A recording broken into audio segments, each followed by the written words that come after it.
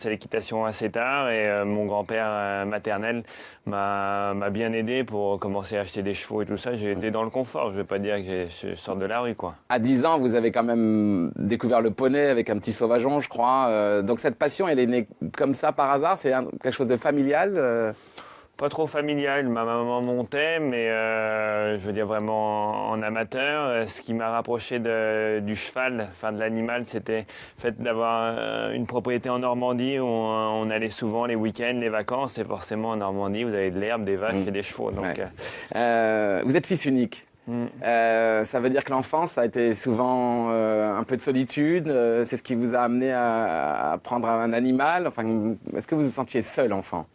non, parce que je suis toujours aussi seul maintenant, donc... Non, mais c'est un peu vrai. Vous êtes quelqu'un. Je suis solitaire, ouais. Oui. Je suis solitaire, non.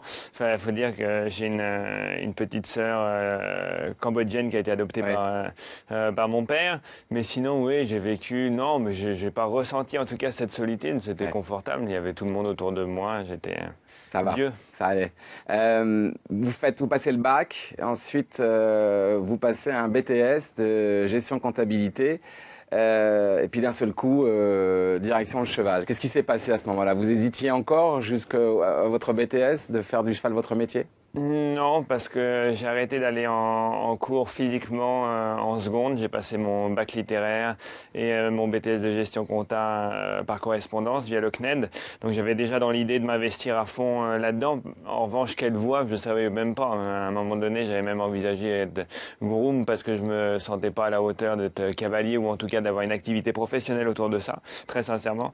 Et puis voilà, de fil en aiguille, j'ai essayé de quand même d'optimiser, vu les investissements qui avaient été faits pour moi, de monter à cheval et qu'il y avait de commerce. J'avais pas vraiment d'idée précise. Je voulais en faire ma vie professionnelle.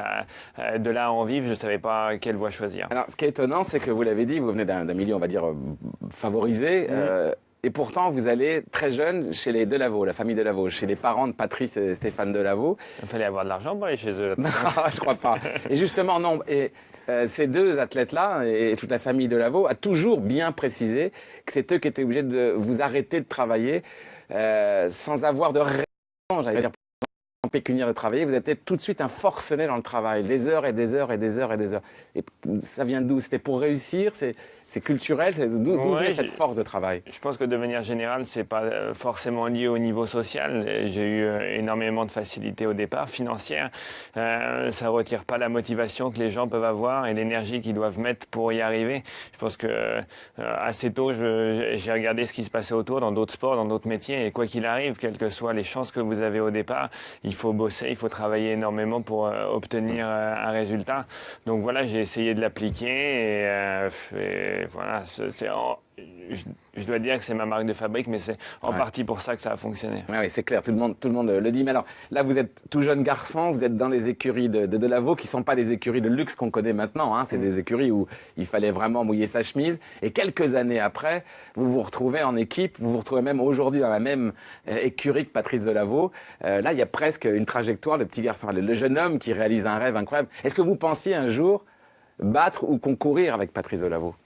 Non, pas du tout. Surtout au départ, effectivement, quand on était à Beaumont-le-Roger dans l'écurie familiale, il y avait encore Stéphane, il y avait Patrice, il y avait Eugénie, il y avait vraiment ce concentré de pur talent qui était à l'écurie. Et puis moi, j'étais un gamin là-dedans qui traînait mes basques parce que j'avais la chance que mon grand-père m'ait acheté quelques chevaux.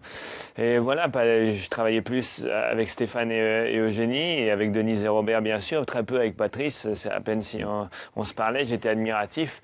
Et puis après, moi, quand j'ai commencé le haut niveau, Patrice a eu un peu un creux, donc on ne s'est pas retrouvé tout de suite en équipe de France, et ça fait seulement quelques années, et surtout quand on a commencé à collaborer avec Emmanuel et Armand et le Haras des Coudrettes, qu'on a vraiment reformé une équipe, et c'était drôle parce qu'il n'y avait presque pas eu de contact jusque-là. Alors, ensuite, vous bougez beaucoup. Hein. Vous allez chez Michel Écart, vous allez ensuite chez Hubert Bourdi, vous partez ensuite en Suisse, vous découvrez le Haras de Hus, ensuite vous partez au Haras des Coudrettes. Vous n'arrêtez jamais. Il y a eu une année extraordinaire qui a été l'année 2009 où vous avez le titre de champion d'Europe. Alors, vous êtes champion d'Europe et puis on découvre aussi un homme qui donne tout pour la Coupe des Nations. Cette année-là, vous en faites 7 sur 9. On a l'impression que, parce que vous donnez tout en équipe, pour l'équipe, c'est aussi pour ça que vous arrivez à être bon en individuel. Oui, mais je pense que ça peut être un exemple qui est à suivre aujourd'hui. Et c'est pour ça que je défends vraiment avec beaucoup d'énergie ce circuit des Coupes des Nations. Très honnêtement, c'est ces épreuves par équipe qui m'ont permis d'évoluer techniquement, humainement, d'un point de vue homme de cheval et d'en arriver là aujourd'hui. Je pense que la performance individuelle, j'avais pas assez de talent pour l'obtenir, c'est-à-dire j'étais pas un gros gagneur de Grand Prix, j'allais pas pulvériser tout sur mon passage parce que voilà, par mon talent pur. Mais le fait d'avoir pu rentrer dans les sélections dans cette équipe de France, prendre de l'expérience avec des cavaliers qui en avaient beaucoup plus que moi, faire des championnats, m'aguerrir sur ces circuits-là qui sont des très bons concours, j'ai réussi à évoluer, à me développer, à faire ma propre équitation aussi et voilà, et je continue à défendre ce circuit-là parce que c'est le circuit qui m'apporte encore le plus aujourd'hui.